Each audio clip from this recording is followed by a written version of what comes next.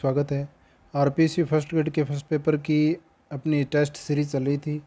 तो जो भी 2011 से लेके 2021-22 तक के एग्ज़ाम हुए हैं फर्स्ट ग्रेड के, तो उनमें जो भी हमारे क्वेश्चन आए हैं टॉपिक वाइज हम इनमें ले रहे हैं। तो आज का हमारा टॉपिक है व्यक्तित्व, जो महान व्यक्तित्व हैं और जो समाज सुधारक हैं उनके जो क्वेश्चन आए हैं वो हम इसमें करेंगे। तो शुरू करते हैं आज का वीडियो। पहला क्वेश्चन है, विवेकानंद द्वारा रामकृष्ण मिशन की स्थापना कब की गई? एक नंबर 1895, दो नंबर ऑप्शन में 1896, तीन नंबर ऑप्शन में 1897, चार नंबर ऑप्शन में 1898।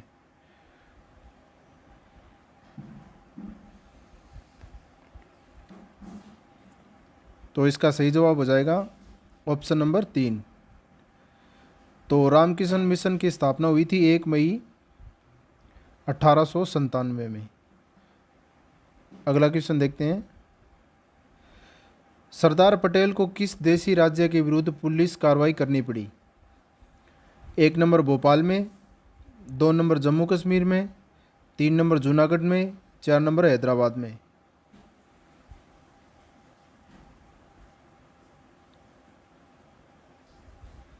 इसका सही जवाब हो जाएगा ऑप्शन नंबर 4, हैदराबाद में। अगला क्वेश्चन, हिंद स्वराज के लेखक हैं?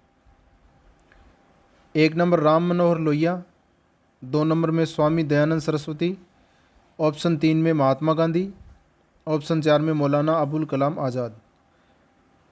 तो इनमें से कौन सा है हिंद स्वराज का लेखक?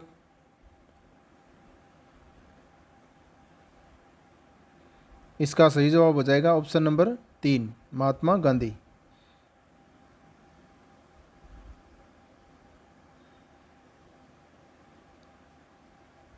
तो हिंद स्वराज की रचना की गई थी 1909 में। एक ये फैक्ट और भी है साथ में इसमें, 1909 में इसकी रचना हुई थी।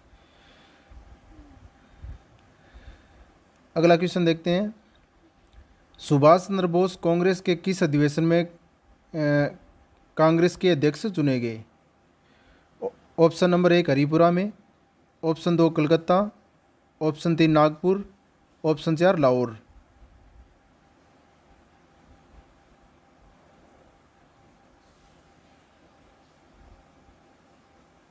तो इसका सही जवाब हो जाएगा ऑप्शन नंबर 1 हरिपुरा। तो सुभाष चंद्र बोस ने 2 बार अध्यक्षता की थी कांग्रेस की। तो पहला अधिवेशन था हरिपुरा वाला, जो 1938 में हुआ था। उसके बाद 1939 में हुआ था त्रिपुरा वाला। तो उसमें विवाद हो गया था, गांधी जी द्वारा पट्टा भी सीतारमैया को प्रस्तावित किया गया था। तो ये 2 थे, हरिपुरा और त्रिपुरी। तो इन दोनों में अध्यक्षता की थी सुभाष चंद्र बोस ने। अगला क्वेश्चन देखते हैं, वीर भारत सभा की स्थापना से संबंधित क्रांतिकारी था? ऑप्शन नंबर 1 बाल मुकुंद बिरसा, ऑप्शन 2 अर्जुनलाल सेठी, ऑप्शन 3 माणिक्यलाल वर्मा, ऑप्शन 4 केसरी सिंह बारट।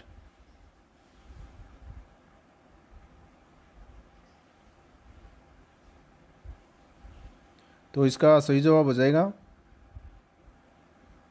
केसरी सिंह बारट। केसरी सिंह बारट द्वारा वीर भारत सभा की स्थापना की गई और 1910 में की गई थी, 1910 में। अगला क्वेश्चन, जवाहरलाल नेहरू ने पंचशील सिद्धांत की घोषणा किस नेता के साथ मिलकर की? Option number 1 Marshal Tito, option 2 Zhou Enlai, option 3 Gamal Abdel Nasser, option 4 Sukarno.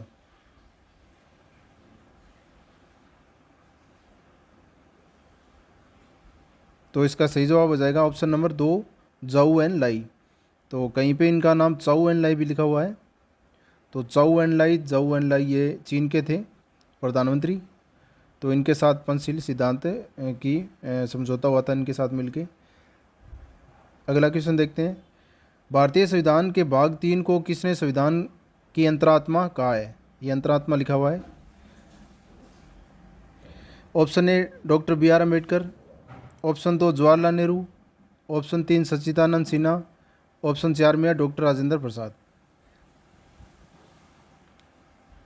तो ये सिंपल सा क्वेश्चन है, आप सभी जानते होंगे। इसका ऑप्शन नंबर 1 सही है, डॉक्टर बी आर अम्बेडकर।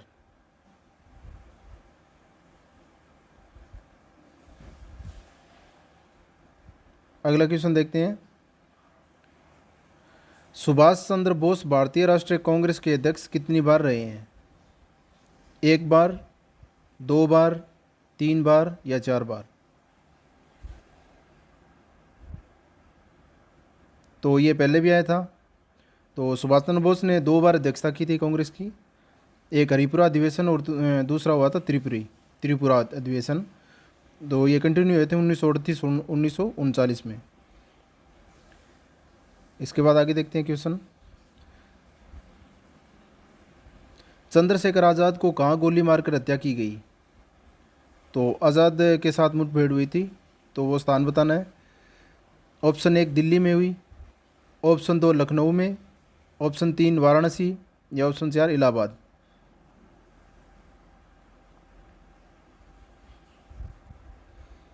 तो इसका सही जवाब हो जाएगा ऑप्शन नंबर 4, इलाहाबाद में।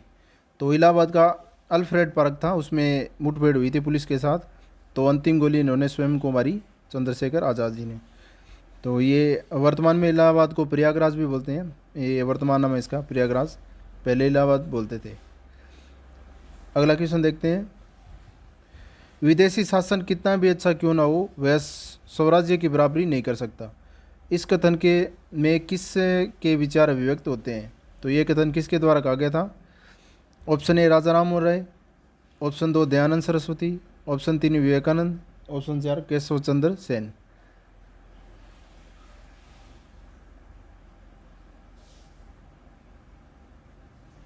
तो इसका सही जवाब हो जाएगा दयानंद सरस्वती। तो दयानंद सरस्वती द्वारा ये कहा गया था, और ये कथन लिखा गया था सत्यार्थ प्रकाश से लिया गया है, सत्यार्थ प्रकाश में, जिसका प्रथम प्रकाशन हुआ था अजमेर से। ये आगे भी क्वेश्चन आएगा अपने।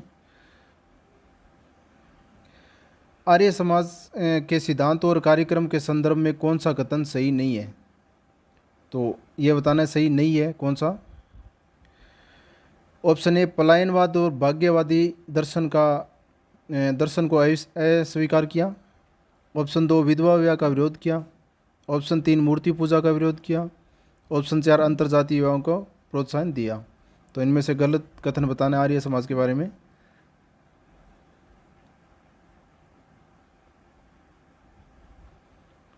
तो इसका सही जवाब हो जाएगा ऑप्शन नंबर 2। तो विधवा विवाह का विरोध नहीं किया गया, विधवा विवाह को उन्होंने प्रोत्साहन दिया था। अगला क्वेश्चन देखते हैं। स्वामी दयानंद सरस्वती के सुप्रसिद्ध ग्रंथ सत्यार्थ प्रकाश का प्रकाशन कहाँ हुआ? ऑप्शन 1 अजमेर में, ऑप्शन 2 जोधपुर, ऑप्शन 3 उदयपुर या ऑप्शन 4 जयपुर? तो इसका प्रकाशन कहाँ हुआ था सत्यार्थ प्रकाश का?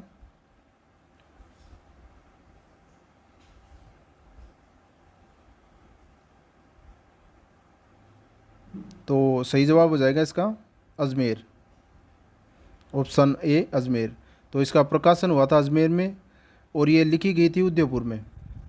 उदयपुर में इसकी रचना की गई थी, और जहाँ ये वर्तमान में वो स्थान कहलाता है प्रकाश भवन, या सत्यार्थ प्रकाश भवन के नाम से जाना जाता है उदयपुर में। अगला क्वेश्चन देखते हैं।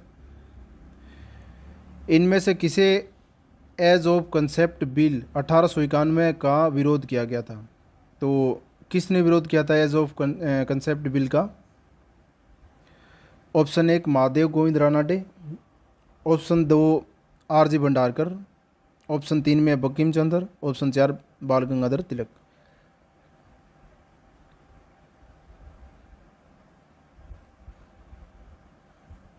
तो इसका सही जवाब हो जाएगा ऑप्शन नंबर 4, बाल गंगाधर तिलक द्वारा इसका विरोध किया गया।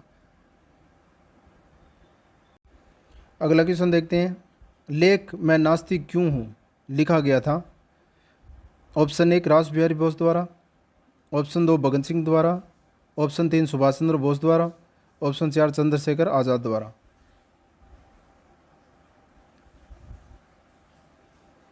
तो ये सभी जानते हैं, आसान क्वेश्चन है। भगत सिंह जी द्वारा ये लिखा गया था, मैं नास्तिक क्यों हूँ। तो इसकी रचना हुई थी 1926 में, 1926 में रचना की गई थी इनकी। ये लेख लिखा था उन्होंने। आगे देखते हैं। सुभाष चंद्र बोस के बारे में निम्नलिखित में से कौन सा कथन सत्य है? अब सत्य कथन बताना है इनमें से कौन सा है। ये क्वेश्चन थोड़ा टफ ही है वैसे। ऑप्शन ए, सी आर दास ने उन्हें नेशनल कॉलेज का प्राचार्य नियुक्त किया था। ऑप्शन बी में सुभाष ने कलकत्ता नगर निगम के मुख्य कार्यकारी अधिकारी के रूप में कार्य किया था। ऑप्शन सी, कालांतर में वे कलकत्ता नगर निगम के महापौर चुने गए थे। ऑप्शन डी, 1939 में उन्होंने कांग्रेस में फॉरवर्ड ब्लॉक का गठन किया था। तो इसमें से सही सत्य कथन बताने हैं। ये ऑप्शन दे रखे हैं नीचे, A C D, B D, B C D और ए बी सी डी सारे।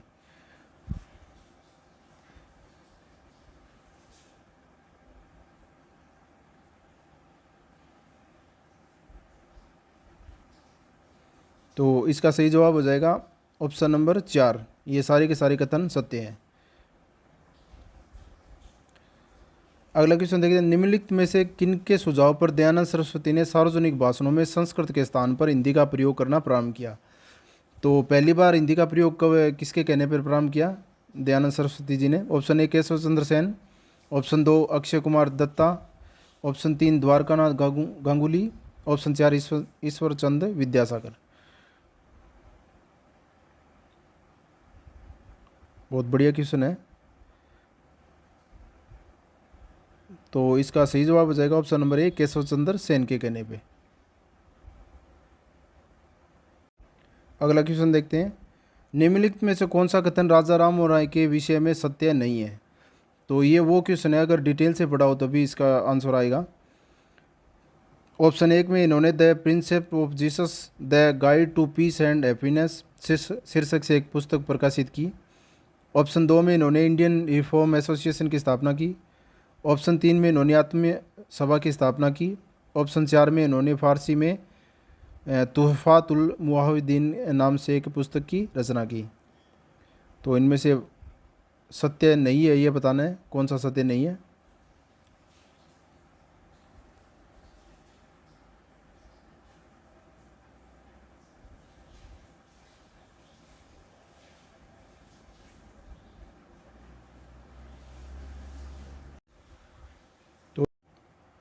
तो इसका सही जवाब हो जाएगा ऑप्शन नंबर 2।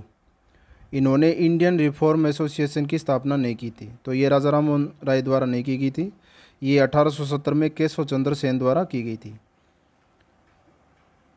अगला क्वेश्चन देखते हैं, हिंदुस्तान रिपब्लिक एसोसिएशन के संस्थापक सदस्य कौन थे? Option A, Chandrashekhar Azad. B में सचिंद्र नाथ सान्याल। सी में अरबिंदो घोष और डी में रामप्रसाद बिस्मिल। तो कूट सही बताना है इनमें से कौन सा है। ए बी सी डी सारे, ए व सी, ए व डी या ए बी डी।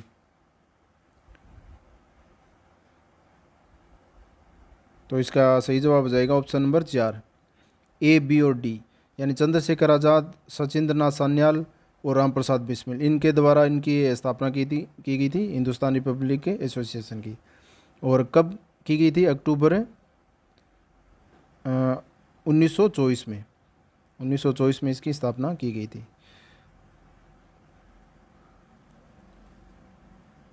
अगला क्वेश्चन देखते हैं, निम्नलिखित में से किसने पहली बार स्वराज्य शब्द का प्रयोग किया और हिंदी भाषा को भारत की राष्ट्रभाषा के रूप में स्वीकार किया? Option A, Raja Ram Mohan Roy. Option 2 में स्वामी दयानंद सरस्वती। ऑप्शन 3, स्वामी विवेकानंद। ऑप्शन 4, बाल गंगाधर तिलक। तो ये कई बार आया हुआ है एग्जाम में। इसका सही जवाब हो जाएगा ऑप्शन नंबर 2, स्वामी दयानंद सरस्वती द्वारा।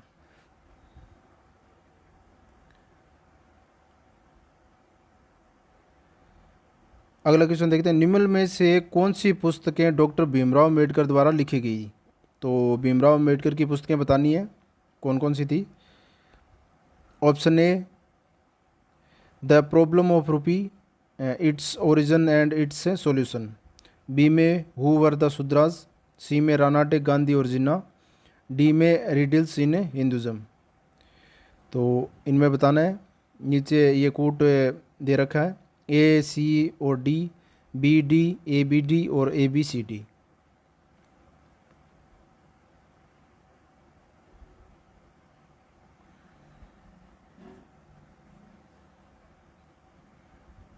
तो इसका सही जवाब हो जाएगा ऑप्शन नंबर 4, यानी ये सारी पुस्तकें अंबेडकर द्वारा लिखी गई थी।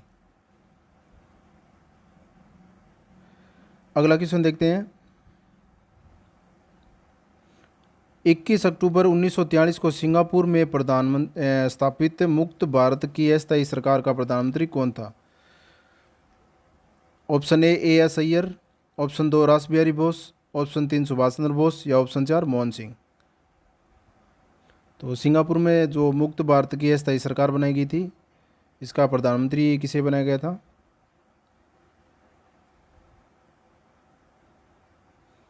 इसका सही जवाब हो जाएगा ऑप्शन नंबर 3 सुभाष चंद्र बोस।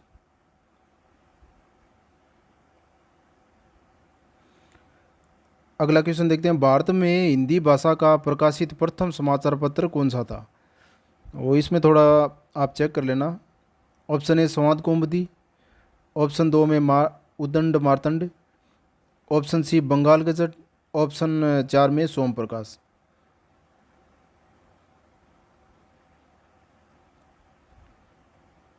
तो इसका सही जवाब हो जाएगा मेरे हिसाब से उदंड मार्तंड। बाकी आप इसको चेक कर लेना एक बार।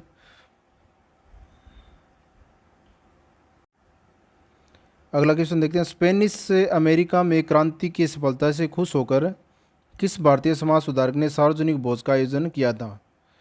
Option A Raja Rammohan Roy, option 2 Dayanand Saraswati, option 3 Swami Vivekananda या ऑप्शन 4 गोपाल हरि देशमुख।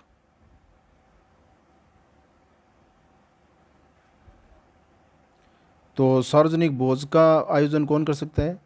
राजा ही कर सकता है। ऑप्शन ए राजा राममोहन राय।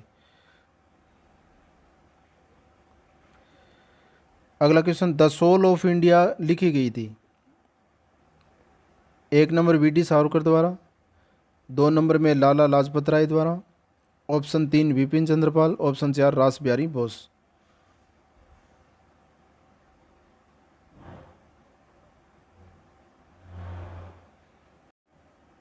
इसका सही जवाब हो जाएगा ऑप्शन नंबर 3 विपिन चंद्र पाल द्वारा। निम्न में से किसकी सलाह पर दयानंद सरस्वती ने हिंदी भाषा में अपने विचारों के प्रचार का निर्णय किया? तो ये क्वेश्चन रिपीट हो गया। Option A Bharatendu Harishchandra, option 2 में महादेव गोविंद रानाडे, ऑप्शन 3 केशव चंद्र सेन या ऑप्शन 4 बंकिम चंद्र। तो इसका सही जवाब हो जाएगा ऑप्शन नंबर 3 केशव चंद्र सेन। आगे सूची दे रखी है, ये इसका मिलान करना है सही। महान पुरुष दे रखे हैं, आगे उनकी रचनाएं दे रखी है। तो बी आर अम्बेडकर, राजेंद्र प्रसाद, मौलाना अबुल कलाम आज़ाद और सुभाष चंद्र बोस। तो आप इसको मैं सीधा उत्तर बता देता हूँ आपको इनका, आप देख लो एक बार।